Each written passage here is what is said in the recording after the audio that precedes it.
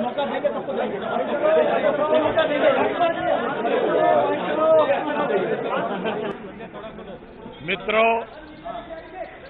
मित्रों,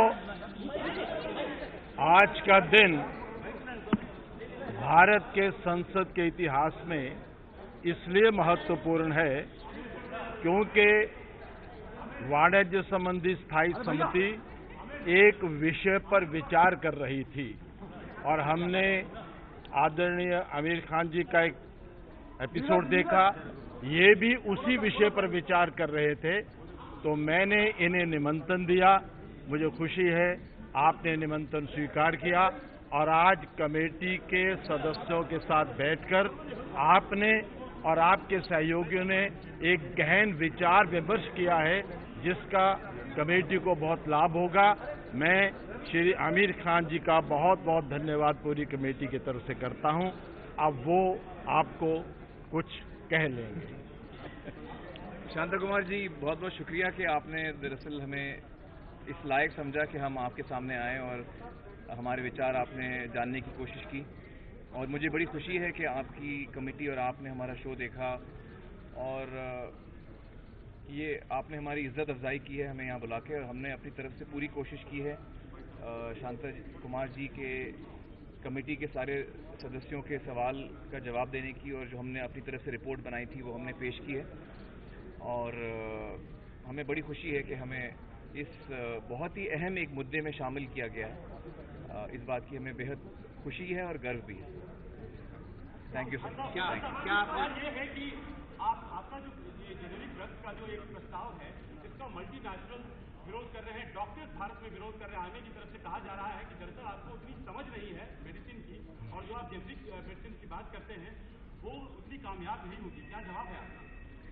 देखिए, ऐसा है कि बहुत बड़ी बड़ी कंपनियां हैं और वो उनका मेन मकसद होता है कि वो ज़्यादा कमाई करें। हम ये बात समझ सकते हैं। जहाँ तक मेरा सवाल है, मैं एक ही विषय को लेके उस पर ध्यान दे रहा हूँ, और वो ये कि जो गरीब इंसान है हिंदुस्तान में, उसको कैसे कम से कम में, जैसे हमने हमारे शो में बताया था, जो मेरे विचार हैं, जो मेरे शो में आपने देखे मेरे विचार, वही मैं दोहराना नहीं चाहूँगा आपके सामने। इतना ज़रूर कहना चाहूँगा कि जो हमने कहा है हमारे शो के ज़रिए, उस पर हमने खूब रिसर्च करने के बाद ही कहा है। हम बड़े श्योर हैं कि हम क्या कह रहे हैं, क्योंकि जो कंपनियां जेनरिक दवाएं बनाती हैं, ये वही कंपनियां हैं जो पेटेंट भी बेचती हैं। जैसे राजस्थान सरकार कर रही है या तमिलनाडु की सरकार कर रही है, ये सारे कंपनी से जो ये दवाएं खरीद रही हैं, बहुत ही कम दामों में खरीद रही हैं और कॉमन मैन तक पहुंचा रही हैं। तो ये बहुत ही उम्दा काम कर रही है राजस्थान सरकार, तमिलनाडु की सरकार, और हम चाहते हैं कि देश भर में हर राज्य की सरकार ऐसा करे। और मैं आपको साफ कह दूं कि जो क्वालिटी पे कुछ लोग इंटरेस्टेड पार्टीज के जेनरिक मेडिसिन की क्वालिटी ठीक नहीं है, या शायद उसका पावर ठीक नहीं है, मेडिसिन का पावर ठीक नहीं है, या उससे कुछ नुकसान हो सकता है, इसमें कोई सच्चाई नहीं है। क्योंकि जो रेगुलेटरी बॉडी है वो हर ड्रग को चेक करती है, चाहे वो पेटेंटेड हो, नॉन पेटेंटेड हो, ब्रांडेड हो या नॉन ब्रांडेड हो। तो ये काम जब तक आप उसको पास नहीं करें, आपको लाइसेंस नहीं मिलता दवा बनाने का। आपने कमेटी में क्या सलाह दी, क्या आपने विचार रखे? जो हमने कमेटी के सामने रखा है वो तो मैं दोहराना नहीं चाहूँगा, क्योंकि एज ए विटनेस हमें बुलाया गया है और वो कमेटी के सामने हमने अपनी सारी बातें रखी हैं। वो कॉन्फिडेंशियल है, मैं नहीं आपको बता पाऊँगा, लेकिन कमेटी के सामने तो हमने सारी बातें खुल के की हैं। कमेटी विस्तार से विचार कर रही है। हम जिन बातों पर विचार कर रहे हैं उसी संबंध में आपकी ओर से सारी चर्चा है। एक बात मैं कह दूं, जो आपने सवाल किया कि ये committee FDI in retail sector पर जब विचार कर रही थी, तो एक जानकारी हमारे पास आई कि दुनिया की सबसे बड़ी कंपनी वॉलमार्ट ने भारतवर्ष के अंदर रिटेल में एफडीआई लाने के लिए लॉबिंग पर 60 करोड़ रुपया खर्च किया था।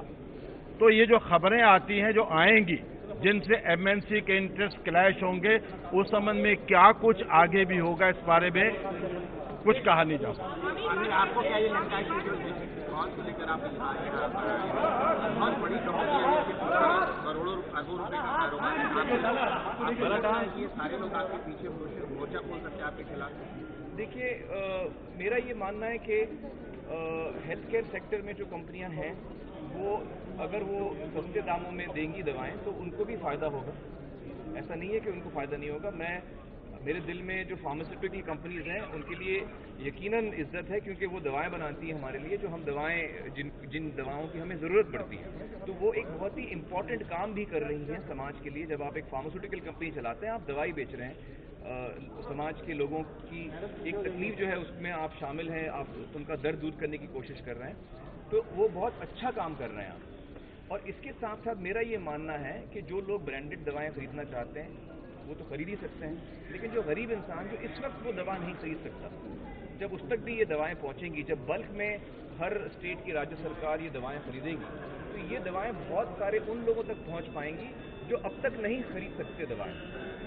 तो लिहाजा इन कंपनीज को भी फायदा होगा, क्योंकि वो इतने बल्क में जब बेचेंगी ये दवाएं तो उनको भी फायदा होगा। तो इसमें मेरे हिसाब से विन विन विन सिचुएशन है।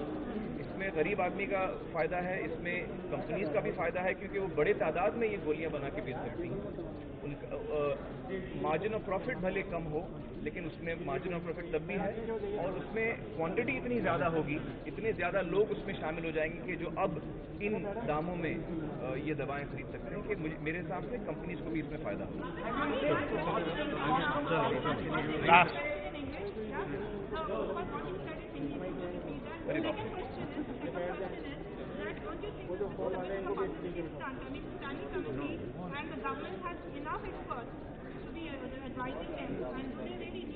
देखिए, कमेटी मैंने जस्ट 1 मिनट, कमेटी जब किसी विषय पर विचार करती है तो अखबार में हम एडवर्टाइज करते हैं कि कोई भी व्यक्ति स्टेक होल्डर इस विषय पर अपना विचार प्रकट करना चाहता है हमारे पास आए, और हम सबको इनवाइट करते हैं। यहाँ तक कि पिछली बार दिल्ली यूनिवर्सिटी के 3 स्टूडेंट ने कहा कि हम इस विषय पर विचार प्रकट करना चाहते हैं।